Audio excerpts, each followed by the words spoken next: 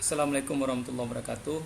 Baiklah, pada kesempatan hari ini saya akan menjelaskan tentang getaran pada bandul, ya. Bagaimana getaran pada bandul. Jadi seperti yang ditunjukkan oleh slide ini, di mana bandul akan bergerak seperti jam ini, ya. Jam bandul ini dia bergerak ke kiri dan ke kanan. Nah, pada saat jam ini atau bandul ini diam, itu disebut dengan keadaan setimbang. Namun kalau dia sudah bergerak atau mengalami osilasi, jadi dia melakukan pergerakan sehingga disebut dengan getaran pada bandul. Ini ilustrasi pada jam bandul. Jadi dari jam bandul ini seperti yang dilihatkan dari slide ini, dimana pada saat dia diam maka itu disebut dengan keadaan setimbang. Jadi pada saat dia digerakkan bandul ini, maka dia akan terjadi pergerakan kanan dan ke kiri. Nah, kalau dia terjadi misalkan pergerakan dari A ke B, itu disebut dengan seperempat getaran. Sedangkan kalau dia sampai ke C, itu adalah setengah getaran. Sedangkan dia ketika dia bergerak dari A ke C dan kembali ke B, itu adalah terjadinya 3/4 getaran. Sedangkan ketika dia digerakkan dari A ke B ke C, terus balik lagi dia ke B dan balik lagi ke A, sehingga disebut dengan satu getaran, ya. Inilah yang terjadi pada pergerakan bandul ini. Terus persamaan sederhana pada bandul untuk menghitung frekuensi. Apa itu disebut dengan frekuensi? Frekuensi adalah jumlah getaran yang terjadi dalam satuan waktu, atau dia itu satuannya hertz, ya. Untuk persamaannya adalah F sama dengan N per T, di mana N ini adalah jumlah getaran, T ini adalah waktu yang terjadi terhadap jumlah getaran tersebut. Sedangkan perioda itu adalah waktu yang digunakan atau waktu untuk menempuh satu getaran. Nah, jadi dia kebalikan dari frekuensi. T sama dengan T kecil dibagi dengan N, atau di mana tadi sama T itu adalah waktu, N itu adalah jumlah getaran. Kalau hubungan frekuensi dan perioda adalah frekuensi itu sama dengan 1/T atau T sama dengan 1/F. Jadi dia saling berlawanan, ya, antara perioda dan frekuensi.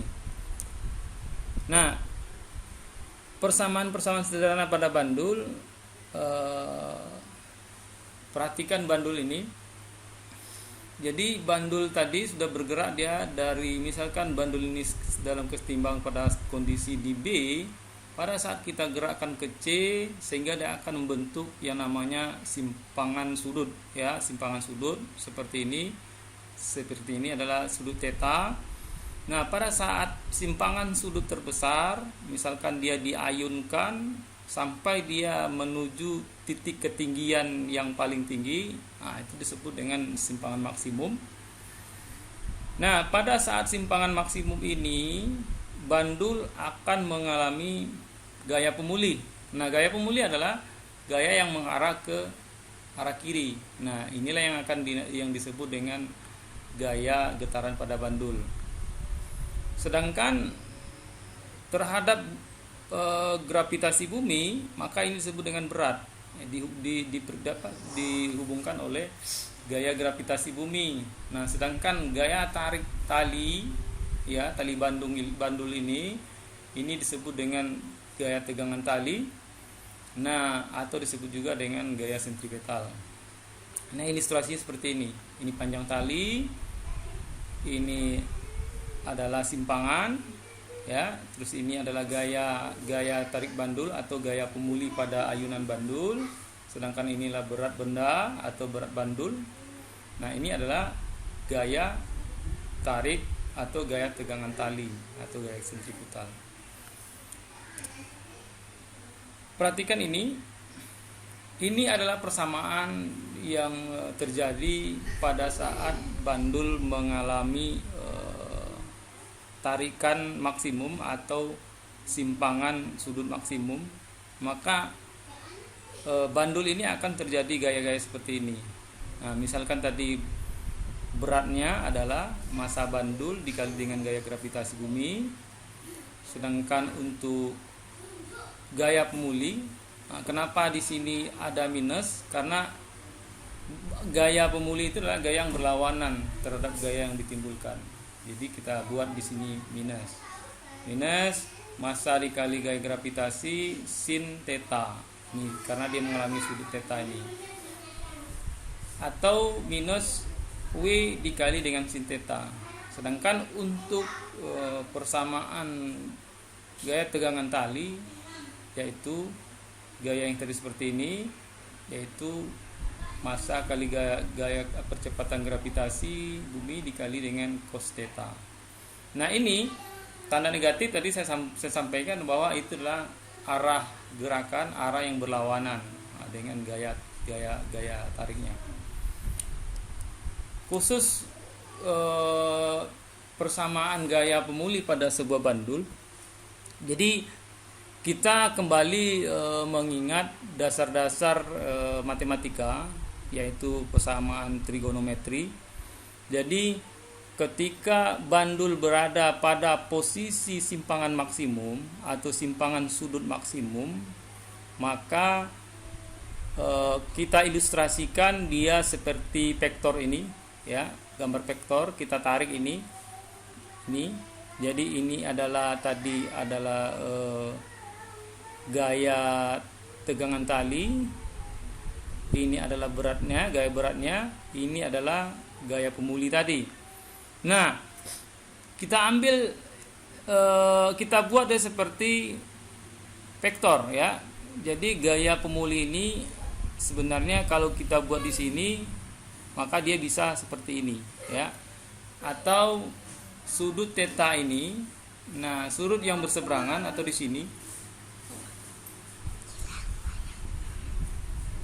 adalah sudut theta sendiri, ya.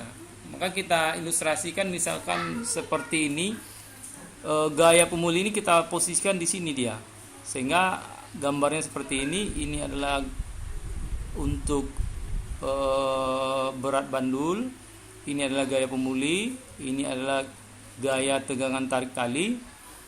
Misalkan masing-masing kita beri inisial F untuk gaya pemulinya, sedangkan beratnya kita beri inisial W, sedangkan untuk tegangan tarik talinya adalah C.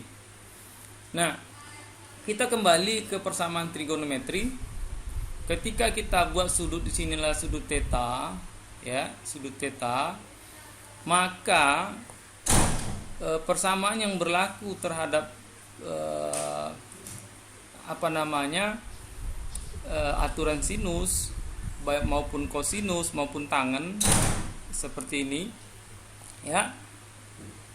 Kalau kita buat sinus tetanya, berarti adalah sisi depannya ini, sisi depan sudut dibagi dengan sisi miring ini atau sisi paling panjang.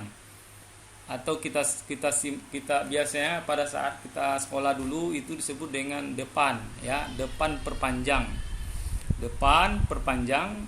Sedangkan untuk kosinus itu adalah sisi sampingnya sudut ini dengan sisi panjangnya. Jadi kalau kita singkat itu sampan, ya, samping perpanjang. Nah, karena sampingnya adalah C sedangkan panjangnya adalah W, maka cos theta sama dengan C per W. Begitu juga dengan tangen. Tangen itu adalah sisi depan. Mana sisi depan? Sisi depannya di sini. Terus sisi sampingnya mana? Yang ini. Maka bisa juga kita singkatkan dengan desam, depan per samping. Depan per samping, ya. Atau F per C. Nah, ini dasar-dasar dari persamaan pada gerak bandul ini. Sehingga ketika kita ingin mengetahui berapa gaya pemuli ini, maka dengan persamaan sinus tadi, sisi depan per sisi panjang, berarti sisi depannya yang mana? Sisi depannya adalah F, sedangkan sisi panjangnya adalah W. Nah, di mana W ini atau berat ini adalah M kali G. Tadi kita sebutkan bahwa berat bandul adalah M kali G, massa dikali dengan percepatan gravitasi bumi. Sehingga persamaannya ini F sama dengan W dikali dengan sin theta, atau W ini sama dengan sebelumnya massa dikali dengan gravitasi dikali dengan sin theta, atau W minus W kali dengan sin theta.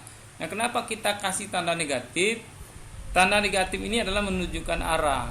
Jadi arah pemuli ini dia berlawanan terhadap arah gerak bandul. Nah, seperti itu. Jadi nanti sebenarnya pada saat dicari, kalau seandainya dia memang berlawanan, maka kita kasih tanda negatif, ya. Itu hanya menunjukkan arah dari gerakan. Sedangkan untuk gaya tarik dari tali ini adalah minus massa dikali gravitasi cos theta. Jadi dasarnya adalah dasar dari trigonometri. Terus untuk aturan sinus dan kosinus boleh juga kita mengingat atau mengulang-ulang kembali bahwasanya pada aturan segitiga ini, segitiga apapun itu, segitiga sama kaki atau segitiga siku-siku, maka untuk aturan sinus seperti ini, di mana sisi paling depannya dibagi dengan sudutnya sin theta sama dengan W dibagi dengan sudut di depannya sudut 90 sama dengan C dibagi dengan sudut depannya sudut alfa. Nah, itu. Ini aturan sinus. Sedangkan kosinus seperti ini. Ya, kosinus theta itu adalah W kuadrat, mana W kuadrat ditambah dengan C kuadrat dikurang dengan F kuadrat dibagi dengan W kali 2 kali C. Sedangkan alfa, cos alfa adalah W kuadrat ditambah dengan F kuadrat dikurang C kuadrat dibagi dengan 2WF. Nah, sedangkan untuk sudut ini, sudut 90 derajat ini sama dengan cos 90 derajat sama dengan C kuadrat ditambah dengan F kuadrat dikurang W kuadrat dibagi dengan 2CF. Nah, ini adalah aturan pada trigonometri, aturan sinus dan aturan kosinus. Nah, ini hanya sekedar mengingat kembali tentang sinus atau tentang trigonometri. Terus kembali kita ke bandul. Untuk perioda pada bandul yang berhubungan dengan panjang tali bandul itu mempunyai persamaan, yaitu perioda sama dengan 2 kali V dikali dengan akar panjang tali dibagi dengan gaya gravitasi bumi. Nah, ini dia. Jadi ini panjang tali, G ini adalah percepatan gravitasi bumi. Kita ambil angkanya adalah 9,81 meter per second kuadrat. Sedangkan untuk persamaan kecepatan getaran yang terjadi pada bandul terhadap panjang tali bandul, yaitu V sama dengan akar 2 dikali dengan percepatan gravitasi dikali dengan panjang tali bandul, terus dikali 1 dikurang cos theta atau simpangan sudut bandul. Ya, sumpangan maksimum terjadi pada bandul.